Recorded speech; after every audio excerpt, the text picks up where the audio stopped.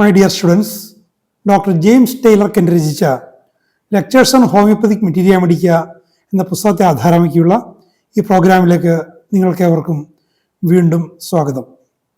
ഈ പരമ്പരയുടെ 217-ാമത്തെ എപ്പിസോഡിൽ നമ്മൾ ഗ്രാഫൈറ്റിസ് എന്ന അധ്യായത്തിൻ്റെ 3-ാം ഭാഗമാണ് പരിഗണിക്കുന്നത്.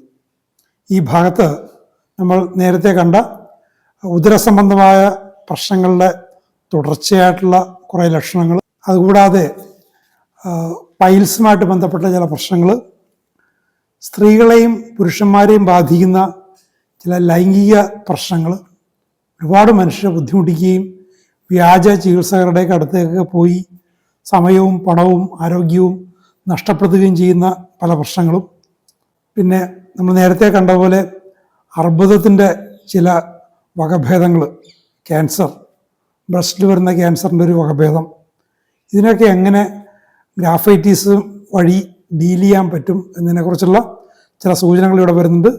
നമുക്കവയിലേക്ക് പ്രവേശിക്കാം. It's a most useful remedy in hard swollen sore liver with weight and distress in the liver, stitches in both hypochondria, burning in left hypochondrium when lying on it, sensitive to clothing in the liver region. ഉദരത്തിൽ തന്നെ കരളിൻ്റെ ഭാഗത്തും ആ രണ്ട് ഭാഗങ്ങളും ഹൈപ്പോകോൺട്രിയ, ആ ഭാഗങ്ങളുമായിട്ട് ബന്ധപ്പെട്ട പ്രശ്നങ്ങൾ ഗ്രാഫൈറ്റീസിലുണ്ട്. കരളിൻ്റെ ഭാഗത്ത് നീർവീക്കം, ഭാരം, വല്ലാത്ത പ്രയാസം, ആ ഭാഗത്ത് വയറിൻ്റെ രണ്ട് വശങ്ങളുമായി കുത്തുന്ന പോലുള്ള വേദന,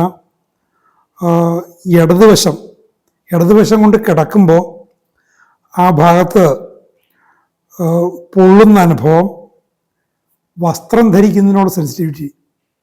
നേരത്തെ ലാക്കസിൽ കണ്ടിട്ടുണ്ട്, അവിടെ അരക്കെട്ടിൻ്റെ ഭാഗത്താണ്. ഇവിടെ ഈ കരളിൻ്റെയൊക്കെ ആ ഭാഗത്ത് ഹൈപ്പോകോൺട്രിയ, ആ ഭാഗത്തൊക്കെ വസ്ത്രം സ്പർശിക്കുമ്പോൾ ഉണ്ടാകുന്ന പ്രയാസങ്ങൾ, അതിനുള്ള സെൻസിറ്റിവിറ്റി, വിശേഷം കരളിൻ്റെ ഭാഗത്താണ് അത് കാണുന്നത്. Great suffering in the abdomen from flatulence, incarcerated flatus causes cramping pains, distension and in a continual source of distress.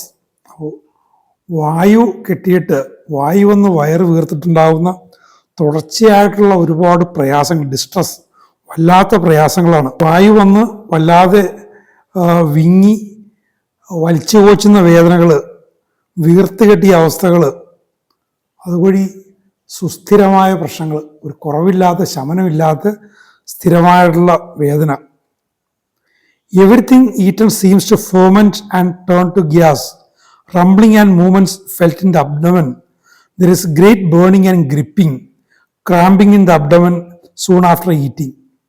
ആഹാരം കഴിച്ചു കഴിഞ്ഞാൽ ഉണ്ടാകുന്ന പ്രശ്നങ്ങൾ, ആഹാരം ദഹിക്കുന്നതിന് പകരം അത് പുളിക്കുകയാണ്, ഫെർമെൻ്റ് ചെയ്യുകയാണ്. പുളിച്ച് തേട്ടൽ എന്നൊക്കെ പറയുന്ന പോലെ, അതുകൊണ്ട് പുളിക്കുമ്പോഴേക്കും കാർബൺ ഡൈ ഓക്സൈഡ് ഉണ്ടാകും. ആ വാതകമാണ് വയറിലൊന്ന് നിറയുന്നത്. Ferment turn into gas. Rumbling, ഈ രമ്പല്, അടിവയറ്റിൽ വല്ലാതെ ചലനങ്ങൾ, അങ്ങോട്ടും ഇങ്ങോട്ടും. ബേണിങ് ആൻഡ് ഗ്രിപ്പിംഗ്, വല്ലാതെ ഇങ്ങനെ പിടിക്കുന്ന പോലെ വേദന, വയറിൽ കൊളുത്തിപ്പിടുത്തമെന്നൊക്കെ പറയില്ലേ. അപ്പോൾ സാധാരണ ആധുനിക ചികിത്സകരുടെയൊക്കെ കാഴ്ചപ്പാടിൽ രോഗി പോയി ഇത്തരം പ്രയാസങ്ങളൊക്കെ പറയുമ്പോൾ ഒക്കെ വെറും തോന്നലാണ്, അതൊക്കെ കേട്ട് ചികിത്സിക്കാൻ പറ്റില്ല എന്ന് പറയും. അതുപോലെ പണ്ട് നീരിറക്കം എന്ന ആളുകൾ പറയും.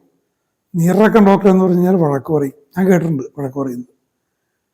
വാസ്തവത്തിൽ എനിക്ക് തോന്നുന്നു ഹോമിയോപ്പതി മാത്രമാണ് രോഗി അയാളുടെ അനുഭവങ്ങൾ വളരെ പച്ചയായിട്ട്, വളരെ റോ ആയിട്ട് പറയുമ്പോൾ അതേപടി ഉൾക്കൊള്ളാനും മരുന്ന് തീരുമാനിക്കുന്നതിൽ അല്ലെങ്കിൽ മരുന്ന് തിരഞ്ഞെടുക്കുന്നതിൽ അതിനൊരു ഘടകമായി പരിഗണിക്കാൻ സാധിക്കുകയുള്ളൂ.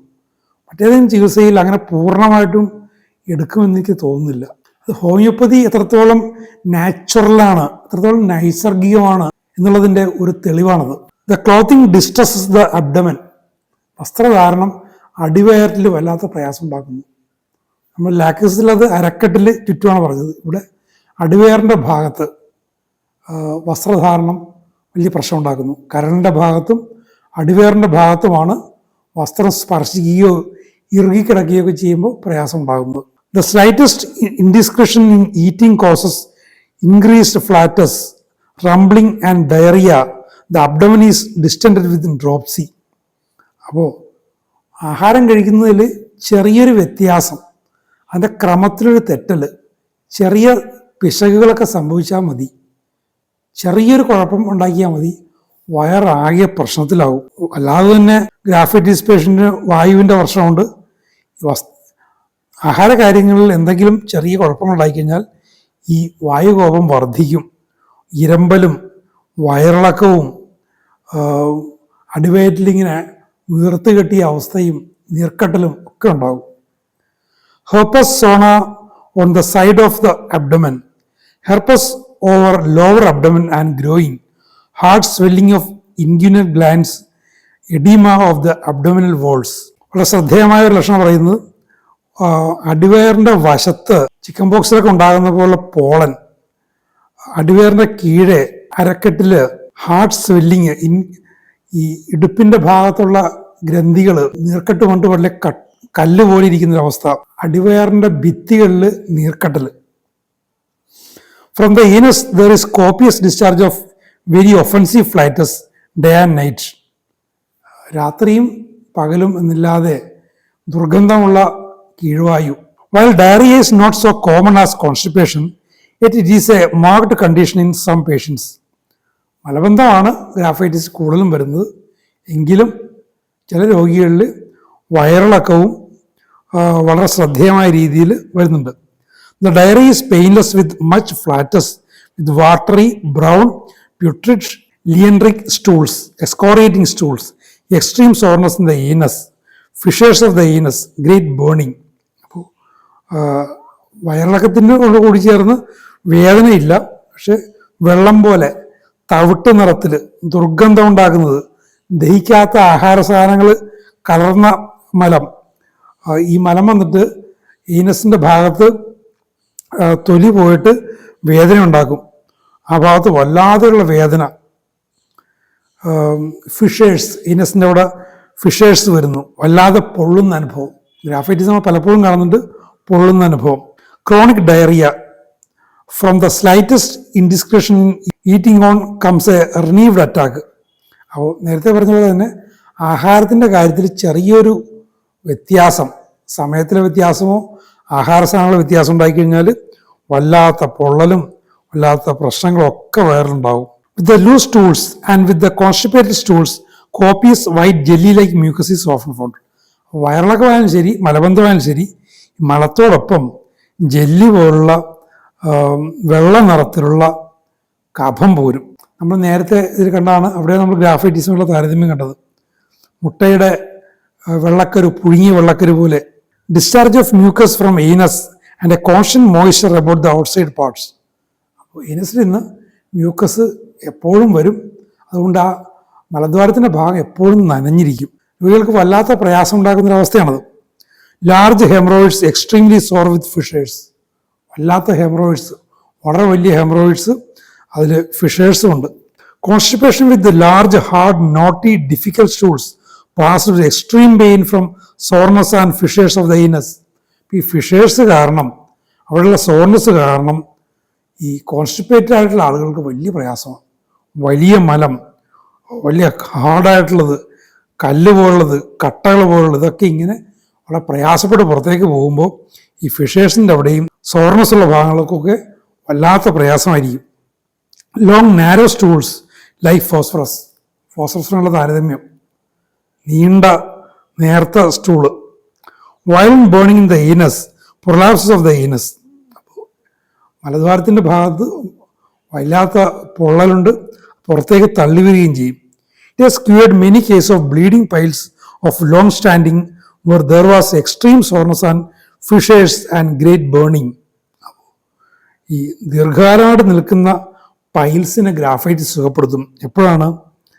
വല്ലാത്ത സോർനെസ്, എക്സ്ട്രീം സോർനെസ്, അങ്ങേറ്റത്തെ സോർനെസ്, വേദന, ഫിഷേഴ്സ്, വല്ലാത്ത പൊള്ളുന്ന അനുഭവമുള്ള ഫിഷേഴ്സ്, ഇത് രണ്ടും ചേർന്ന് വരുന്ന സാഹചര്യത്തിൽ ബ്ലീഡിംഗ് പൈൽസിനെ ഗ്രാഫൈറ്റിസ് സുഖപ്പെടുത്തിയിട്ടുണ്ട്. Violent pains during stool. മലം പോകുന്ന സമയത്ത് വല്ലാത്ത വേദന.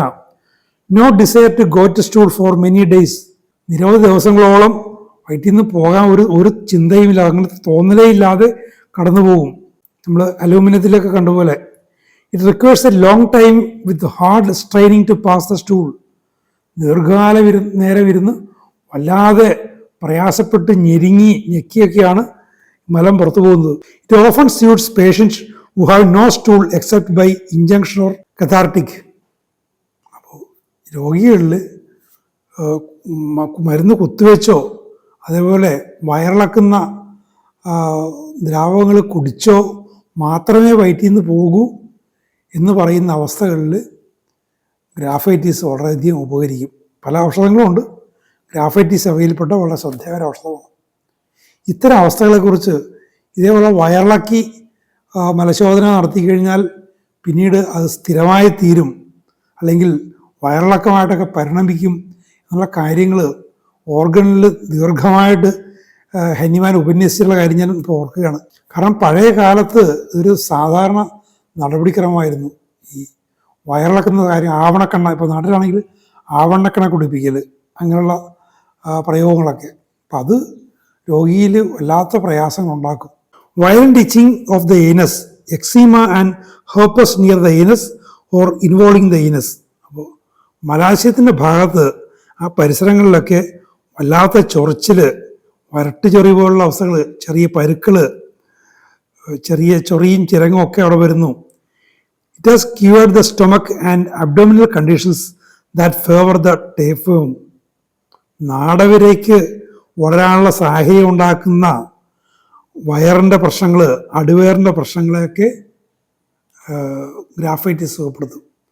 നാടവിരെ കൊല്ലും എന്നല്ല പറയുന്നത്, അതിൻ്റെ വളർച്ചയ്ക്ക് അനുകൂലമായ സാഹചര്യങ്ങളെ ഒഴിവാക്കും. ഹോമിയോപ്പതിക് ഔഷധങ്ങൾ പ്രവർത്തിക്കുന്ന ആ തരത്തിലാണ്. The urine flows in a feeble stream become very putrid after standing and deposit much red or white sediment.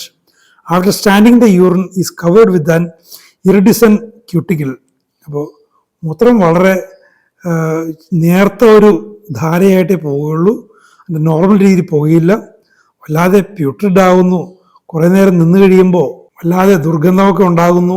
ചുവന്ന നിറത്തിലുള്ള ഡെപ്പോസിറ്റ് ഉണ്ടാകും, അല്ലെങ്കിൽ വെളുത്ത നിറത്തിലുള്ള ഡെപ്പോസിറ്റ് ഉണ്ടാകും. അത് കുറേ നേരമായി ഡിപ്പോസിറ്റ് നിന്ന് കഴിഞ്ഞാൽ അത് ഇറിഡിസെന്റ് ക്യൂട്ടിക്കിൾ, അതായത് പല നിറത്തിലുള്ള ആവരണം അതിൽ വരും. അത് മൊത്തത്തിൻ്റെ ഡെപ്പോസിറ്റിൽ എങ്ങനെയാണ് വരുന്നത് എനിക്ക് അറിഞ്ഞുകൂടാ, നിങ്ങൾ അതിപ്പോൾ ചിലപ്പോൾ പഠിച്ച് കാണുമായിരിക്കും. ചില വണ്ടുകളുടെയൊക്കെ ചിറകിൽ കാണുന്ന പോലുള്ള പല നിറങ്ങൾ, ഇറിഡിസെന്റ് ക്യൂട്ടിക്കിൾ എന്ന് സാധാരണഗതിയിൽ പറയുന്ന അത്തരം കാര്യങ്ങളെയാണ്. മയിൽപ്പീരിയിലെ ആ നിറങ്ങൾ, വർണ്ണവൈവിധ്യം. ഈ നാനോ ടെക്നോളജി ഇവിടെ ഡെവലപ്പ് ചെയ്യുന്ന കാലത്ത് ഞാനൊക്കെ പഠിക്കുന്ന കാലത്താണ് നാനോ ടെക്നോളജി, നാനോ സയൻസ് അതിൻ്റെ തിയറി വരുന്നത്. വാസ്തവത്തിൽ ഈ വണ്ടുകളുടെ ചിറകിലും മയിലിൻ്റെ പീരിയിലുമൊക്കെ ഈ വർണ്ണവൈവിധ്യം, ഇവിടെ ഈ പറയുന്ന ഇറിഡിസെൻസ് ക്യൂട്ടിക്കിൾസ്, ആ ഒരു വർണ്ണവൈവിധ്യം വരാൻ കാരണം നാനോ പാർട്ടിക്കിൾസാണ്. ഡോക്ടർ APJ അബ്ദുൽ കലാം ഈ ഒരു കാര്യത്തിൽ വളരെ തൽപരനായിരുന്നു. നാനോ ടെക്നോളജിയെക്കുറിച്ച് ആദ്യം വന്ന ലേഖനങ്ങളും മറ്റുമൊക്കെ സയൻസ് ജേണലൊക്കെ വായിച്ചിട്ട് അദ്ദേഹം ഞങ്ങളോട് പറഞ്ഞു ഓർക്കുന്നുണ്ട്. ഈ നാനോ ടെക്നോളജി ഉപയോഗിച്ചുകൊണ്ട് ഇത്തരം വർണ്ണവൈവിധ്യങ്ങൾ നമുക്ക് കൃത്രിമമായിട്ട് ഉണ്ടാക്കാൻ പറ്റും. വളരെ സോഫിസ്റ്റിക്കേറ്റഡുള്ള പെയിൻറ്റുകളുടെ നിർമ്മാണത്തിൽ, ചില ഉപകരണങ്ങളുടെയും മറ്റു ചില ഭാഗങ്ങളുടെയൊക്കെ കവറിങ് ഉണ്ടാക്കുന്ന കാര്യത്തിലൊക്കെ ഈ ഒരു ടെക്നോളജിയെ എങ്ങനെ ഉപയോഗിക്കാമെന്നതിനെ കുറിച്ച് നിങ്ങൾ ചിന്തിക്കണമെന്നൊക്കെ ഞങ്ങളോട് അദ്ദേഹം പറയുമായിരുന്നു. ഇവിടെ ഞാൻ സാന്ദർഭികമായിട്ട് പറഞ്ഞതേ ഉള്ളൂ. After urination there is some dribbling, burning in the urinary passages and neck of the bladder when not urinating. അപ്പോൾ മൂത്രമൊഴിച്ച ശേഷം തുള്ളിയായിട്ട് പോകും, യൂറിനൽസിൽ ബേണിംഗ് ഉണ്ടാകും. മൂത്രം ഒഴിക്കാതിരിക്കുമ്പോൾ മൂത്രസഞ്ചിയുടെ കഴുത്തിൽ, പാസേജസിൽ ഒക്കെ പൊള്ളുന്ന അനുഭവം. Pain the sacrum and coccyx when urinating. മൂത്രമൊഴിക്കുന്ന സമയത്ത് സാക്രൽ റീജിയനിൽ, കോക്കിക്സിലൊക്കെ വേദന. ഇനി സെക്ഷൽ സിംറ്റംസാണ് പറയുന്നത്. Violent sexual excitement and nightly emissions. The excitement is so strong that ejaculation comes instantly after intromission. സാധാരണ സെക്ഷൽ ഫങ്ഷൻ, ഇവിടെ പുരുഷന്മാരെ കുറിച്ച് പറയുന്നത്, സെക്ഷൽ ഫങ്ഷൻസിനെ തടയുകയും ഒരുപാട് മാനസിക, ശാരീരിക, കുടുംബ പ്രശ്നങ്ങൾ വരെയൊക്കെ ഉണ്ടാക്കുകയും ചെയ്യുന്ന ഒരു സാഹചര്യം പറയുന്നത്. ലൈംഗിക പ്രക്രിയയുടെ തുടക്കത്തിൽ തന്നെ സ്ഖലനം വന്നു പോകുന്നു. ഞാൻ നേരത്തെ ഒരിക്കൽ ഒരു ഔഷധത്തെക്കുറിച്ചിൻ്റെ ഒരു ലെക്ചറിൽ ഞാൻ പറഞ്ഞെന്ന് ഓർക്കുന്നു. ഞാൻ ജേർണലിസ്റ്റ് ആയിരുന്ന സമയത്ത് ഈ വ്യാജ ചികിത്സകളെ കുറിച്ചുള്ളൊരു ഫീച്ചർ ചെയ്യാൻ വേണ്ടിയിട്ട് പല സ്ഥലങ്ങളിൽ ഞാൻ പോയായിരുന്നു. അവിടെ കൂടുതലും ചികിത്സ ഈ പൈൽസിന്, വൃഷണവീക്കത്തിന് ഹൈഡ്രോസീൽ, പിന്നെ മറ്റൊന്ന് ലൈംഗിക പ്രശ്നങ്ങൾ. ഇതിന് മൂന്നിനുമാണ് ഏറ്റവും കൂടുതൽ ചികിത്സ നടത്തിക്കൊണ്ടിരുന്നത്. കോട്ടയത്ത് ഇതേപോലെ ഒരു ചികിത്സകൻ അവിടെ മാസത്തിൽ നിശ്ചിത ദിവസങ്ങളിൽ ഒരു ലോഡ്ജ് മുറി വാടക എടുത്തിട്ട് അവിടെയാണ് ചികിത്സ. ഞാൻ അവിടെ ചെന്നപ്പോഴേക്കും ഒരു 200ഓളം രോഗികൾ അവിടെ ക്യൂ ആയിട്ട് നിൽക്കുന്നു. അവിടെ വലിയൊരു ആൾക്കൂട്ടം തന്നെ. ഞാൻ പലരോടും ചോദിച്ചു കഴിഞ്ഞപ്പോൾ കൂടുതൽ പേരും ഈ ലൈംഗിക പ്രശ്നത്തിൻ്റെ പേരിലാണ് വന്നിരിക്കുന്നത് അവിടെ. അപ്പോൾ ആളുകൾ വളരെ ഡെസ്പറേറ്റ് ആയിട്ടാണ് പോകുന്നത്. ഹോമിയോപ്പതി ചികിത്സ ശരിയായ രീതിയിൽ കേസെടുത്ത് ഒരു സ്റ്റിമുലിമം കണ്ടെത്തി കൊടുത്തു കഴിഞ്ഞാൽ ഇത്തരം പ്രശ്നങ്ങൾ മാറും. എന്തിനും ബയോകെമിക്കൽ കൊണ്ട് പോലും ഇത്തരം പ്രശ്നങ്ങൾ മാറിയ അനുഭവങ്ങൾ പലർക്കും പറയാനുണ്ട്. The opposite state is also found in where there is aversion to coition and erections are wanting. അപ്പോൾ ഇതിന് നേരെ വിപരീതാവസ്ഥ. നമ്മൾ മറ്റു ചില ലക്ഷണങ്ങൾ ഇങ്ങനെ കണ്ടു. ഗ്രാഫൈറ്റിസിൽ എക്സ്ട്രീം കണ്ടീഷൻസ്, മലബന്ധവും ഡയറിയയും, ഇതേപോലുള്ള അവസ്ഥകൾ. അപ്പം ഇവിടെ ഒന്നുകിൽ ഇറക്ഷൻസ് ഉണ്ടായി വല്ലാത്ത സെക്ഷൽ ഡിസയർ ഉണ്ടായിട്ട് കൊയിഷൻ ആരംഭിക്കുമ്പോൾ തന്നെ സ്ഖലനം സംഭവിക്കുന്നു. ഇനി മറ്റൊരവസ്ഥയിൽ ലൈംഗികതയോട് യാതൊരു താല്പര്യവുമില്ല, ഇറക്ഷനുമില്ല. It is a most useful remedy for impotency following secret vice and sexual excesses. ലൈംഗികമായ അരാജകത്വം, അമിതമായ ലൈംഗികാസക്തി മൂലം വ്യഭിചാരത്തിനും മറ്റുമൊക്കെ പോകുന്നവർ, അതുകൊണ്ടാകുന്ന പ്രശ്നങ്ങൾ, അതിൻ്റെ ശാരീരികവും മാനസികമായ പ്രത്യാഘാതങ്ങൾ മൂലം ഇമ്പോർട്ടൻസി ഉണ്ടാകുന്നു. ഇത്തരം സാഹചര്യങ്ങളിൽ നിരവധി ഹോമിയോപ്പതി ഔഷധങ്ങൾ ഇൻഡിക്കേറ്റ് ചെയ്യുന്നുണ്ട്. ഗ്രാഫൈറ്റീസും അതിൽ വളരെ ശ്രദ്ധേയമായിട്ടുള്ള ഒരു ഔഷധമാണ്. It's most useful remedy. The most useful എന്നല്ല പറയുന്നത്, ഏറ്റവും അധികം ഉപകരിക്കുന്ന പല ഔഷധങ്ങളിൽ ഒന്ന്. Most useful remedy. Emissions with feeble erections. Erection കുറവാണ് എങ്കിലും എമിഷൻ ഉണ്ടാകും. ഹെർപ്പസ് ഓൺ ദ പ്രപ്യൂസ്, ഫോസ്കിൻ്റെ അവിടെ പരുക്കൾ. Excoriated and fissured glans penis. ലിംഗാഗ്രത്തിൽ ഫിഷേഴ്സ് ഉണ്ടാകുന്നു, തൊലിയൊക്കെ പോയി വല്ലാതെ പ്രശ്നമുണ്ടാകുന്നു. ഈ നേരത്തെ പറഞ്ഞ സീക്രട്ട് വൈസസിനോട് ചേർത്ത് വായിക്കണം. അപ്പോൾ അമിത ലൈംഗിക താല്പര്യം മൂലം വ്യഭിചാരത്തിനും മറ്റുമൊക്കെ പോയിട്ട് ഉണ്ടാക്കുന്ന പല പല പ്രശ്നങ്ങൾ, ഇതാണ് ഈ പറയുന്നത്. ഇത്തരം പ്രശ്നങ്ങൾ ഫിസിക്കൽ പ്രശ്നങ്ങൾ കൂടാതെ തന്നെ മാനസിക പ്രശ്നങ്ങളും കൂടാതെ തന്നെ ലൈംഗികമായ കഴിവ് നഷ്ടപ്പെട്ടു പോകുന്ന അവസ്ഥയും. Dropsical swelling of the scrotum and penis. Hydrocele in small boys and in baby boys. ചെറിയ ശിശുക്കളിൽ, ആൺകുട്ടികളിൽ വൃഷണവീക്കം ഉണ്ടാകുന്നു. Itching and moist eruptions on the scrotum. Scrotal റീജിയനിൽ ചൊറിച്ചിൽ, നനവുണ്ടാകുന്ന തരത്തിലുള്ള, ചൊറിയുമ്പോൾ നനവുണ്ടാകുന്ന തരത്തിലുള്ള പരുക്കൾ. It has cured gleety viscid discharge from the യുറേത്ര.